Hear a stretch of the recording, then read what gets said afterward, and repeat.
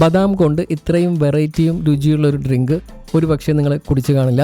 ഒരു special Malabar style ബദാം മിൽക്കിൻ്റെ റെസിപ്പിയാണ് ഷെയർ ചെയ്യുന്നത്. ഇതിൻ്റെ രുചി അറിഞ്ഞാൽ വീണ്ടും വീണ്ടും തയ്യാറാക്കും. ഞാൻ അക്ബർ, വെൽക്കം ടു രുചി ലാബ്. ഇതിനായിട്ട് ഞാൻ 1/4 കപ്പ് ബദാം എടുത്തിട്ടുണ്ട്. തൊലി പെട്ടെന്ന് കളയാൻ വേണ്ടിയിട്ട് ഇതിലേക്ക് തിളപ്പിച്ച വെള്ളം ഒഴിച്ച് കൊടുത്തിട്ട് ഒരു 10 മിനിറ്റ് വെച്ച് കഴിഞ്ഞാൽ തൊലിയൊക്കെ ഇതുപോലെ ഈസി ആയിട്ട് റിമൂവ് ചെയ്യാം. ഇനി ഇതൊന്ന് അരച്ചെടുക്കുന്നതിന് വേണ്ടിയിട്ട് മിക്സിയുടെ ചെറിയ ജാറിലേക്ക് ബദാമും ഏലക്കയും ചേർത്തരച്ച് കൂടെ അല്പം പാലും കൂടി ചേർത്ത് നല്ല ഫൈൻ പേസ്റ്റായിട്ട് അരച്ചെടുക്കുക. ഇനി ഇതുപോലൊരു പാൻ ചൂടാക്കി അതിലേക്ക് പാൽ ഒഴിച്ച് കൊടുത്തിട്ട് നമ്മൾ അരച്ച് വെച്ചത് ചേർത്ത് കൊടുക്കുക. ഇതിലേക്കിനി ബദാം മിൽക്കിനെ സ്പെഷ്യലാക്കുന്ന സാഫ്രോൺ അഥവാ കുങ്കുമപ്പൂവ് ചേർത്ത് കൊടുക്കാം. ഇത് ഓപ്ഷനിലാണ്. ചേർത്ത് കഴിഞ്ഞാൽ നല്ലൊരു കളറും ഫ്ലേവറും കിട്ടും.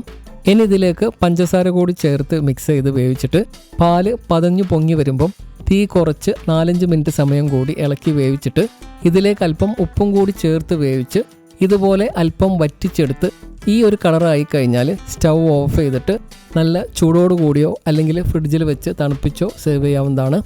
ഇതുപോലുള്ള ടേസ്റ്റി ആൻഡ് ഈസി റെസിപ്പികൾക്ക് വേണ്ടിയിട്ട് രുചി ലാബ് ചാനൽ സബ്സ്ക്രൈബ് ചെയ്യാം. ഇതിൻ്റെ ഒരു ഡീറ്റെയിൽഡ് റെസിപ്പി വീഡിയോ താഴെ ലിങ്കിൽ ക്ലിക്ക് ചെയ്ത് കാണാം.